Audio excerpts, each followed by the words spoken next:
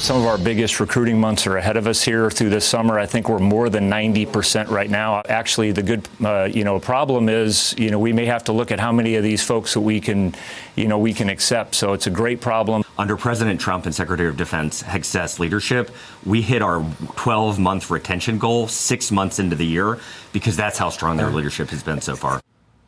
Army recruiting numbers are strong so far in 2025. This as Defense Secretary Pete Hegseth is ordering a comprehensive transformation of the Army. It's aimed at countering China and accelerating the Pentagon's new Golden Dome strategy.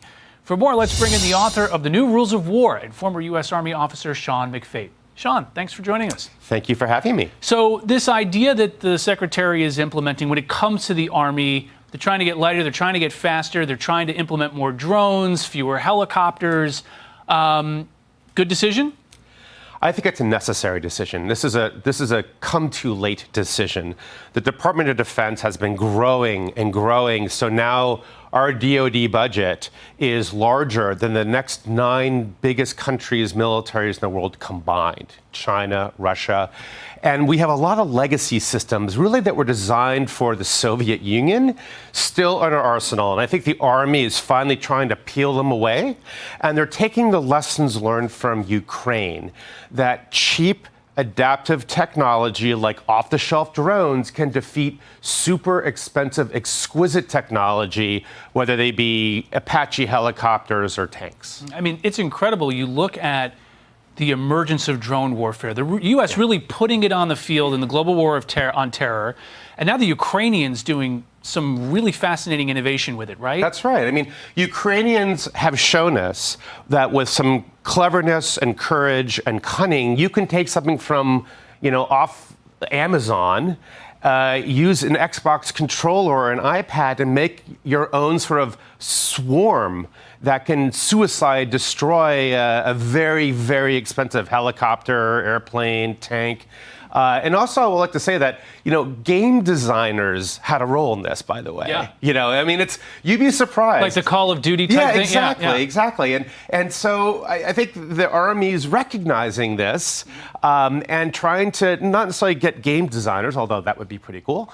But the point is that they're trying to update to a 21st century Army. Now, the Secretary is pushing this. There's the procurement system, right, in the Defense Department.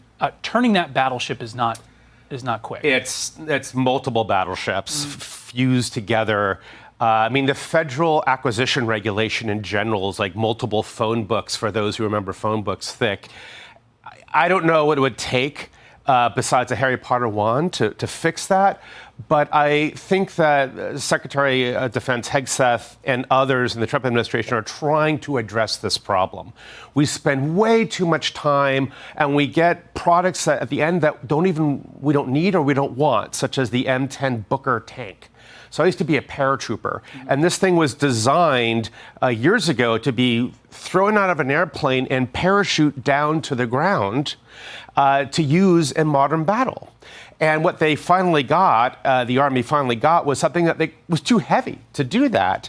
And it was too light to compete with the M1 tank. And oh, by the way, are tanks even relevant in modern warfare? Mm-hmm. The administration is talking about Iron Dome. That's the system that protects Israel. And then implementing the Golden Dome here to protect the United States. Is that, the U.S. is a heck of a lot bigger than Israel. Yeah. Is it feasible? I don't think so, but here's what I'll tell you. So some of your viewers will remember Reagan's Star Wars program, the SDI program. It's going to be like that, modeled on Israel's Golden Dome, as you said, but Israel's the size of New Jersey. And it had the U.S. Navy at its back during the Iran launches, who were shooting down a lot of those missiles on in the Mediterranean. Try that with North America. And can we cover all of North America? Will it be gapless? Will there be big seams? And I just think this is going to be a multi-decade, multi-trillion-dollar project.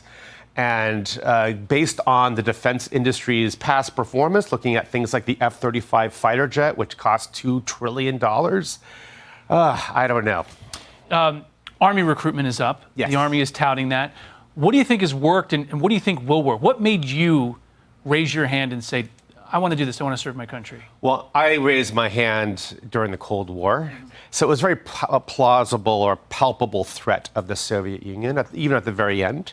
I think the difference is this, is that younger folks don't want to join a losing army. And the post 9/11 wars, for whatever reason we can debate, were not winning moments for the United States of America. And I think an additional to that, though, is that why we're seeing a surge now is because I think that I would give credit to President Trump and Secretary of Defense Hegseth for removing woke from the Army. I think a lot of stalwart places we get troops from, like the Heartland and the South, they were turned off by the DEI and the woke, and those sort of streams of recruits dried up, and I think now that's been reversed. So I give credit to the leadership. All right, Sean McFate, thanks for joining us. Thank you. Appreciate it. Rejecting reports of a split with the brass, the Department of War says the national defense strategy was seamlessly coordinated with senior civilian and uniform leaders, and that any narrative to the contrary is false. On Monday, the Washington Post reported that multiple senior officers had raised concerns about the forthcoming strategy, pointing to a divide between political leadership. Deputy Secretary of War Steve Feinberg pushed back on Wednesday in an on-the-record statement to Fox News Digital. The department's national defense strategy has been seamlessly coordinated with all senior civilian and military leadership with total collaboration. Any narrative to the contrary is false, Feinberg said. A senior War Department official said the strategy was the product of extensive and intensive collaboration across the department. The drafting team included a policy lead, a joint staff deputy, and representatives from the military services who consulted widely with civilian and uniformed offices. Undersecretary of War for Policy Elbridge Colby and the acting Deputy Undersecretary for Policy, Austin Dahmer, met with leaders from every group. The official called that level of policy shop engagement unprecedented. Air Force General Dan Kane, who chairs the Joint Chiefs of Staff, provided feedback directly to Secretary of War Pete Hegseth and Colby, the official said, and both assured him his input would be reflected in the final draft. The Post report said political appointees in the Pentagon Policy Office led the drafting and described unusually sharp pushback from some commanders over priorities and tone. The War Department disputes that characterization and says the document was coordinated at the principal level and aligned closely with the national security strategy. The pushback comes a day after Hegseth addressed hundreds of commanders at Marine Corps Base Quantico. In a 45-minute speech, he argued the force needs tougher standards and a tighter focus on warfighting. He has recalled one-star and above officers from around the world to brief in person and has removed several senior general officers as part of a broader overhaul. Hegseth says new directives will restore rigorous physical, grooming, and leadership standards and require combat roles to meet one set of physical benchmarks.